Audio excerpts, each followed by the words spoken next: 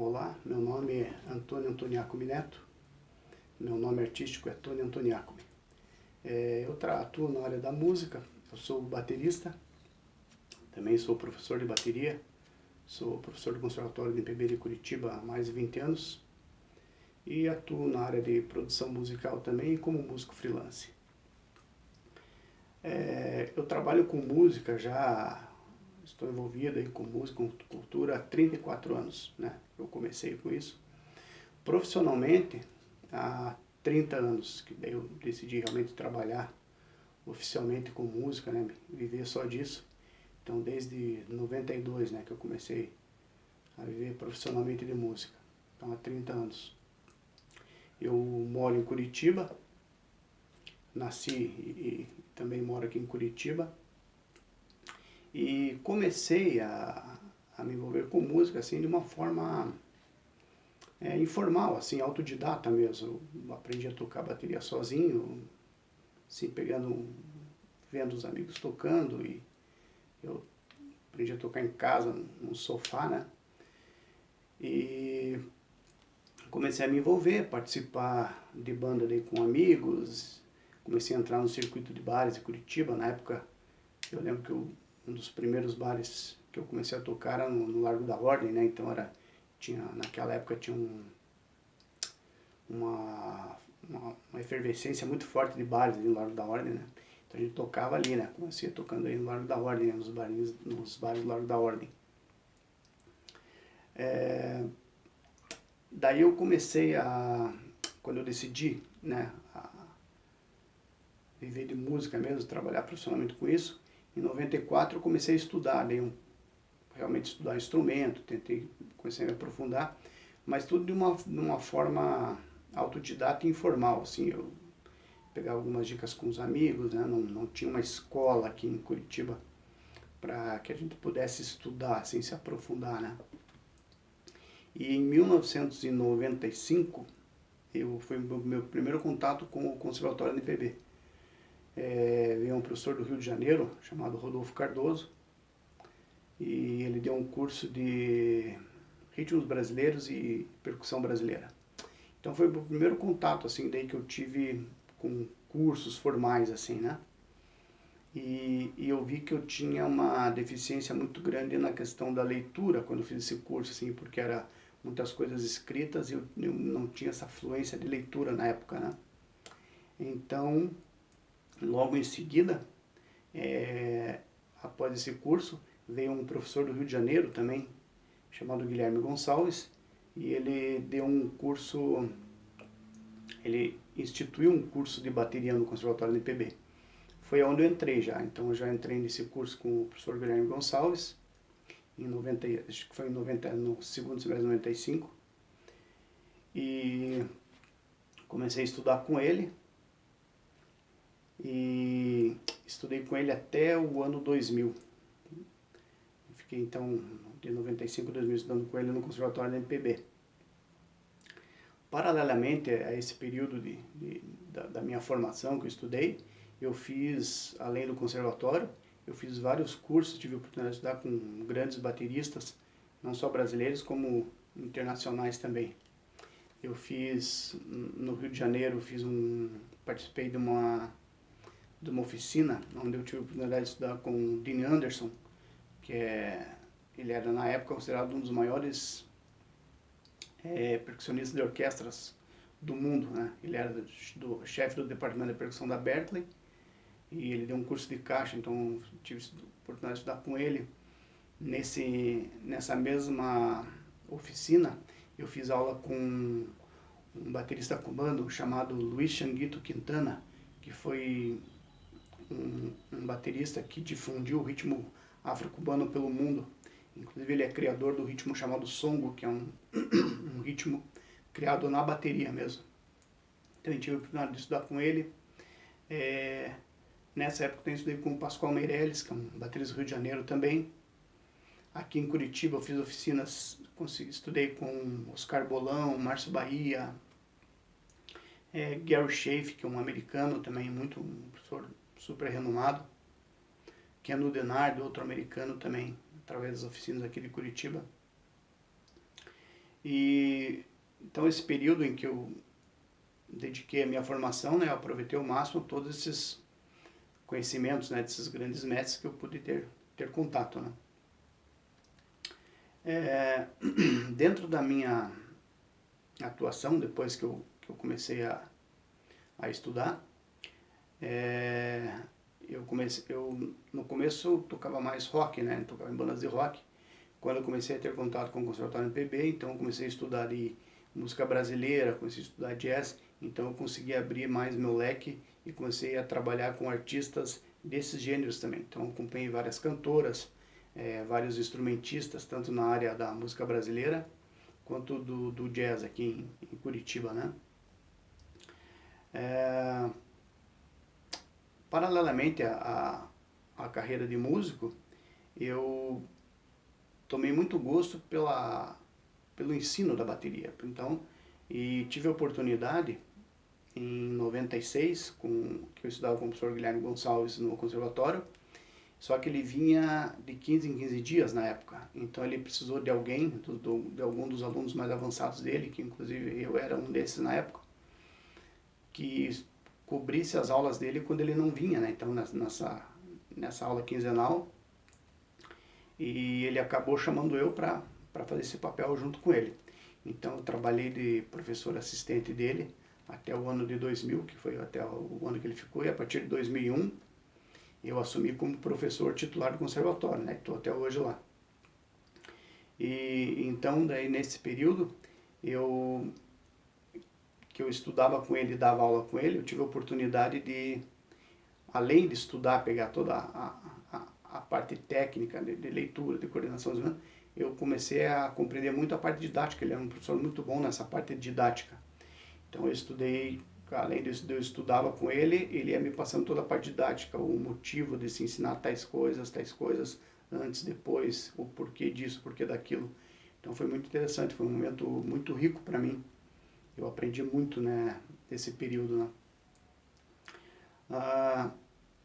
Trabalhando com os músicos aqui em Curitiba, né, então nesse período eu comecei a acompanhar daí pessoas de outras áreas, né, então comecei a pegar mais fluência para tocar ritmos brasileiros e jazz. Comecei a participar de gravações também. E também hoje em dia, além de eu trabalhar como músico freelance, então acompanho vários artistas, faço gravações, dou aula, eu também comecei a trabalhar com a parte de produção musical. Então já produzi alguns artistas, né? Então o trabalho tem com essa parte de produção. Não é o meu forte, né? O meu forte é mais tocar e dar aula mesmo, mas eu também trabalho com essa parte de produção musical. A respeito de influências, assim, de quando eu comecei a tocar, quando eu comecei, as influências que eu tinha era o rock, né, era o meio que eu convivia na época, né. Então eu tinha influência de bandas como Led Zeppelin, Deep Purple, Rush. Acho que essas três são as principais que mais me influenciaram. E das bandas brasileiras nessa época, o Barão Vermelho, assim, era uma banda que eu gostava muito do baterista Guto Goff. E então foi uma dessas influências brasileiras assim que eu buscava sempre me aprimorar para tentar chegar naquele nível assim que eu achava legal. Quando eu comecei a ter contato com esses, né, comecei a estudar, né, um baterista brasileiro que me influenciou muito foi o Milton Banana, tanto pela sua forma de tocar, como pela condução de carreira que ele tinha. O Milton Banana Trio, que foi um trio super bem conceituado, não só no Brasil, como na Europa. Então ele desenvolveu toda uma carreira como músico, como baterista, com a sua banda, assim, não só no Brasil, como na Europa também. Dos bateristas de jazz, assim, Art Blakey foi um baterista que até hoje eu escuto muito. E saindo um pouco dessa área só dos bateristas, né? Um disco que me influenciou muito na minha forma de tocar é um disco do Sivuca, chamado Pau Doido. Ele é um disco que ele trabalha muito bem a questão dos ritmos brasileiros, assim, numa profundidade que eu vi em poucos trabalhos até hoje. E um pianista americano chamado Chick Corea também é uma forte influência para mim. Um outro baterista brasileiro que eu admiro, respeito e me influenciou muito foi o Paulo Braga, que é um baterista que gravou o disco ao vivo da Elis Regina em Montreux em 74. Então esse disco também é uma grande influência para mim, assim. Até hoje eu escuto muito ele e aprendo cada vez que eu escuto com esses discos, com esses artistas, né? Falando um pouco agora a respeito de algumas obras que eu fiz, eu gostaria de citar, eu tenho 3 livros publicados. O primeiro livro que eu publiquei foi esse livro aqui, que ele trabalha com leitura rítmica e ritmos brasileiros. Então, leitura rítmica e sua aplicação no estudo de independência para ritmos brasileiros. Esse livro, eu lancei ele em 2012, por 2 motivos. Primeiro que eu buscava algo na área de leitura rítmica que eu não encontrava nos métodos que eu tinha. Então, eu desenvolvi um sistema de ensino e fiz ele em formato de apostila a princípio, depois eu fui lapidando, até que consegui chegar nesse formato desse livro. Então, o primeiro motivo de escrever ele foi esse, de eu ter um conteúdo que abordasse da maneira que eu sentia necessidade para ensinar. E outra coisa que tem ali, que é a questão dos ritmos brasileiros, a forma como o americano, quando eu comecei a estudar jazz, a forma como o americano ele ensina o jazz, ele é muito interessante, um pouco diferente do brasileiro. Eles pensam no estudo do ritmo, não meramente aprendendo levadas e grooves específicos.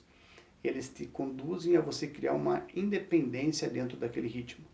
Então a forma que eles estudam é através do conceito do ritmo, criando a independência. Que é um pouco diferente de você decorar algumas levadas e você acaba ficando preso naquelas levadas. Você realmente pega uma fluência. É como você queria aprender a falar uma língua e decorar algumas frases. Isso seria você saber alguns grooves. E outra coisa é você realmente pensar e falar, você ter fluência na tua fala. Isso que eles fazem. E nos métodos ritmos brasileiros da época, eles eram muito assim, apenas os grooves escritos, né? E eu fiz essa adaptação dos ritmos brasileiros para essa forma de estudo, que é o que eu publiquei daí nesse livro em 2012.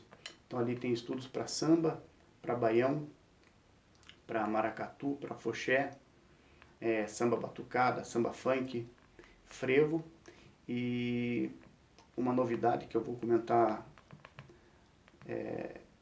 que é a respeito do fandango paranaense. Eu fiz questão de pôr esse ritmo no livro pela questão de você,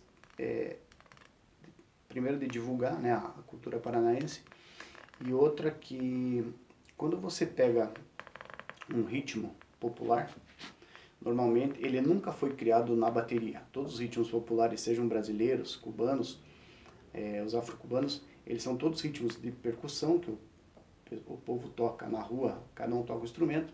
Quando você transfere isso para a bateria, você faz uma adaptação do ritmo para a bateria.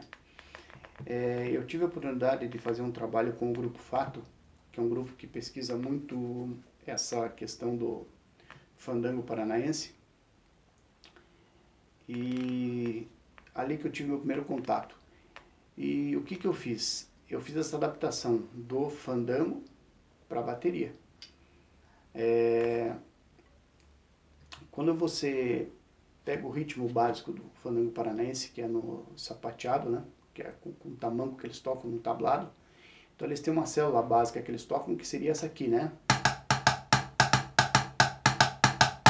O que a gente faz? Eu peguei esse ritmo e toquei com a mão esquerda na caixa da bateria e coloquei uma condução de mão direita. E depois comecei a colocar algumas variações de bumbo por exemplo, eu fiz com samba, com baião, com afoxé, com ritmos afro-cubanos. Então você acaba pegando aquela célula básica e você acaba construindo todo um outro universo, mistura com outros ritmos, você consegue criar outras variações em cima daquela célula básica que você tem do ritmo fandango. Então você tem a célula básica, coloca uma condução e algumas variações com bumbo.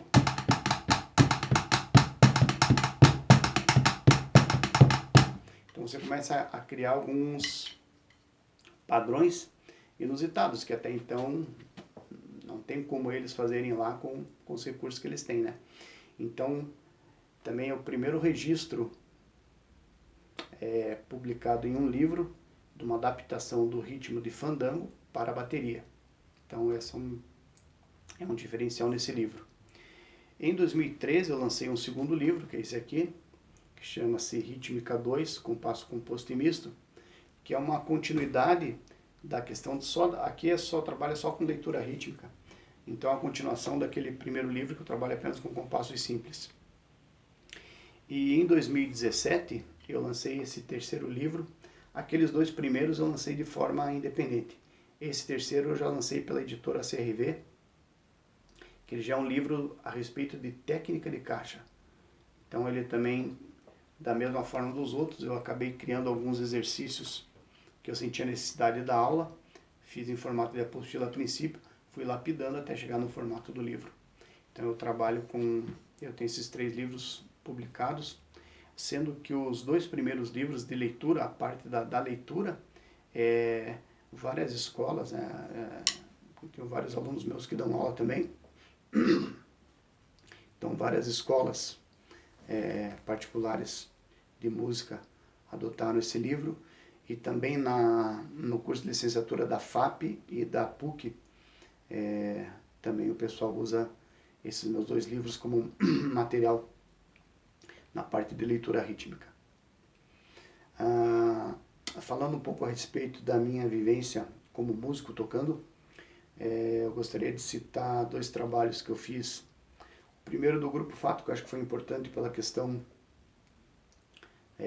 de me dar esse contato com o fandango e eu poder desenvolver toda essa linguagem adaptada para a bateria e acabar conseguindo publicar no livro. E também fiz em 2015 uma turnê com o grupo Baque Solto. Eu fiz uma turnê pelo Brasil do lançamento do CD Cinema, Terapia, Religião e Carnaval, que foi muito interessante. E o Baque Solto também é uma banda que trabalha eles trabalham muitos ritmos brasileiros misturados, assim, então eles não trabalham o samba só com samba, então eles misturam com outras coisas. Então foi um trabalho muito interessante, né? Que eu acho que eu fiz, assim, esses 2 trabalhos, eu gosto sempre de citar, né? Falando um pouco agora a respeito da pandemia, quando surgiu que veio o primeiro não foi exatamente um lockdown, mas que bloqueou tudo, que no conservatório, por exemplo, não podia mais dar aula, tem que fazer tudo online, na escola que eu dou aula também, e nas minhas aulas particulares eu não podia mais receber alunos em casa. E eu tinha um certo preconceito com a aula online. Eu achava que não funcionaria muito bem. E me surpreendeu, porque primeiro que o conservatório ficou 2 anos só com aula online e o pessoal conseguiu desenvolver. E nas aulas particulares que eu dou também, alguns alunos tiveram um melhor desenvolvimento na aula online do que na aula presencial, né? Inclusive alguns até optaram por ficar só na aula online, né? Então, para mim foi uma grande lição a pandemia nessa questão desse contato só do online, né? Eu francamente tinha um certo preconceito e vi que funciona. É uma coisa um pouco individual, assim, né? Para alguns realmente não deu muito certo, mas para muitos funcionou bem. Acho que para a maioria funciona. E eu acho que isso ficou uma lição para a gente desenvolver você acabou abrindo um outro leque. Por exemplo, eu dou aula para pessoas hoje de São Paulo, de outros estados, de outras cidades, na Lapa, Paranaguá, pessoas que tinham essa dificuldade de ter esse acesso até aqui, né, vir até Curitiba, e agora com esse recurso do online, né, ele facilitou muito, né, cursos, questão de lives também que a gente fez na época, né, tinha um certo preconceito, mas funcionou bem, deu certo. Então acho que a grande lição que ficou e o que eu vou conduzir agora, depois que normalizar tudo, é manter esse sistema híbrido de aula. Ter as aulas presenciais, mas também esse formato online, que eu acho que funciona. Inclusive dei cursos para pessoas que têm um Pato Branco, que são 7, 8 horas de viagem aí para o cara não teria condições de fazer. Conseguiu fazer o curso através dessa forma remota. Então eu acho que essa é a grande lição que ficou da pandemia, né? Da gente poder explorar um pouco mais isso. E agora, sem esse preconceito, né? Que a gente antes eu não queria nem saber, né? Agora eu vi que realmente funciona. Então seria isso aí. Muito obrigado.